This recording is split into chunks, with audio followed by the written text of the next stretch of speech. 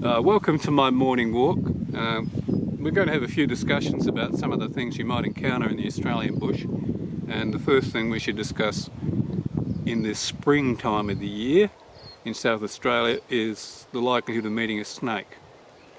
Now, there are no snakes here in this part of Australia anyway that aren't venomous. They vary in the power of their venom. The black snake will not necessarily kill you unless you're generally, if you're a child or an older person or somebody with an illness, then you could die from a black snake bite. But it will make you extremely sick, and you should get to a doctor immediately and get the anti-venom so that the effects of that are reduced. The eastern brown snake is the second most venomous snake in the world, and then you hear a lot of claims about snake deadliness and so on, and they all vary. But as far as toxicity of the venom is concerned, the eastern brown snake is the second most venomous snake in the world, as far as toxicity is concerned. But it's got short fangs, only 3 millimeters, but the eastern brown snake is one mean creature. And it's very, very deadly. If you get even the tiniest amount of brown snake venom in you, then you are going to die. Unless you get to a hospital within half an hour or an hour, then you're cactus, you're done. Now, the other snake that you'll encounter here is the tiger snake, which scientifically the venom is not as powerful as the brown snake, but tiger snakes tend to grow larger than brown snakes. Brown snake would be, the biggest specimen we would find would be 2 meters long, and they're actually quite a slender snake around. They can get quite meaty as they get older. They live about 10 years of age normally. But a tiger snake can grow probably up to 3 meters. The biggest I've come across was about 2.5 meters, but it was about as thick as 2 of my wrists. It was like a python in its girth. It was a massive snake, and you understand that the bigger a snake gets, the more venom it can carry, and the tiger snake has longer fangs.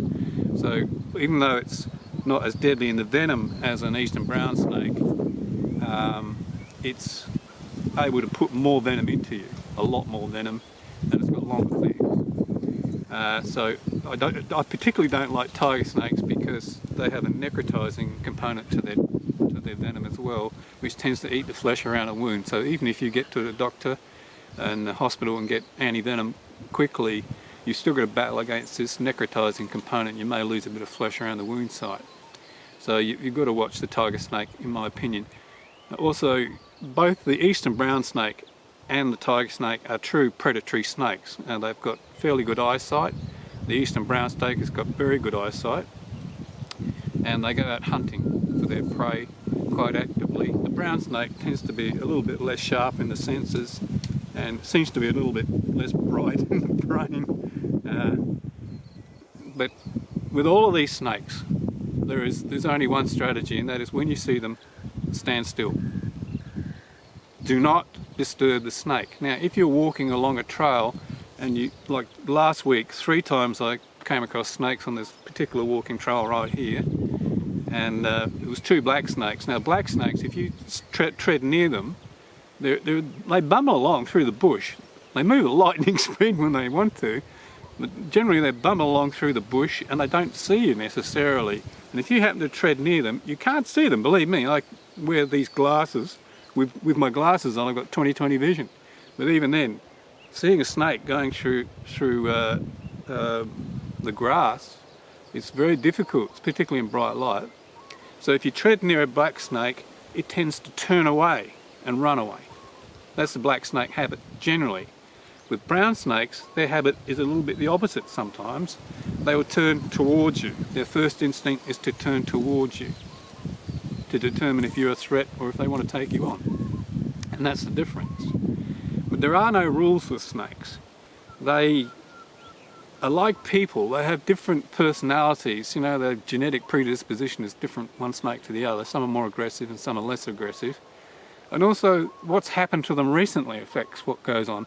For example, if they've recently been attacked by a hawk, which would be very traumatizing for a snake, because the hawks and falcons are very, very efficient predators. Or if a feral cat's had a go at them, or they're mating or something like that, then they may be in an agitated mood. And if you happen across the snake at that time, you stand still, you do what you can, but you may be in for a fight. Now, fighting with a snake is not a pleasant thing. simply because one bite and you're dead, to put it simply. Now, if you've got the ability to get to your vehicle and get to a hospital quickly, that helps. But if you've got to walk half an hour to your vehicle, by the time you get to your vehicle, the toxin's already through your body and you'll be struggling to breathe, because they're neurotoxins and they're designed to stop you from breathing, and you basically choke to death if you're bitten by an Australian poisonous snake. So there's this the problem with different personalities with snakes. Now, the strategy is always, if you come across a poisonous snake, is to stand still, because they're a reptile. I mean, they're not a brainy creature. They may have good eyesight and so on, but if you stand still, they tend to regard you as a tree, or at least they regard you as less of a threat or no threat. It sort of de-stresses the moment.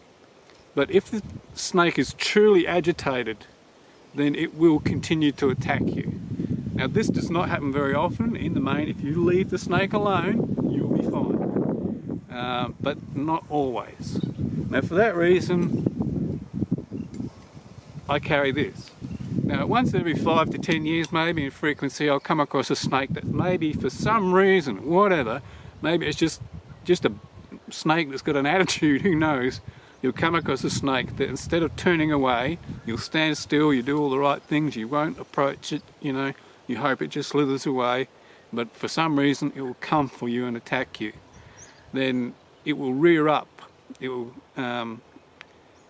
strike out at you, and it can strike up to about half of its length. So if you've got a snake that's say 2 meters long, then you've got to be at least a meter away to avoid its strike.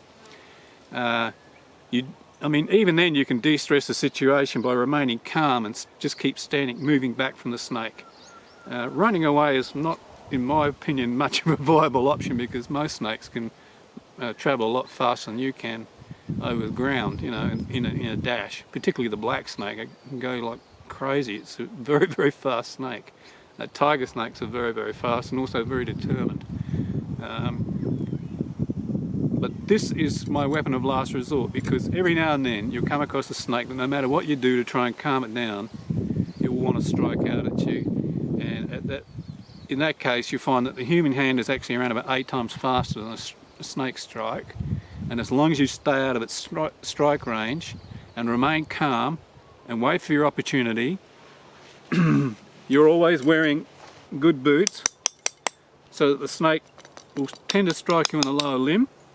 This is 4mm buffalo hide for that reason. So you put your foot up to make a target for it, if that's what you can do.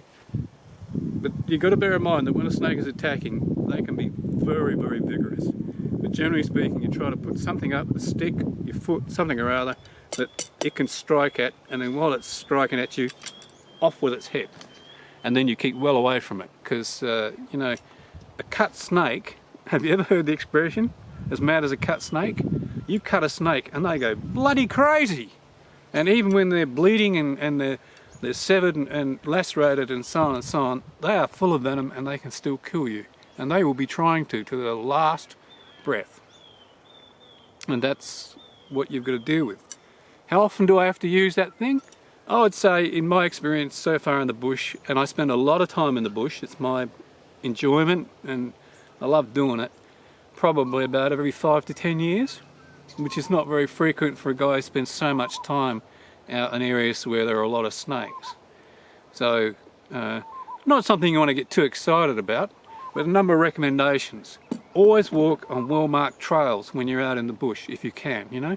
Unless you're a very, very experienced bushman, don't go tromping through virgin scrub where there's, you know, lots of grass and spinifex and tussocks and things like that snakes can be under without you seeing them easily, because they are masters of deception. That's how they live and survive. They've been unchanged for millions of years because their design is perfect. You can't see them. Snake in the grass. Heard the expression? You try to stick to trails that have been made for you by wildlife parks and so on, so you can see ahead of you where you're walking, so you don't tread on one of the things, or you don't put your foot near to one so that it startles the snake. So always stick to well-marked trails.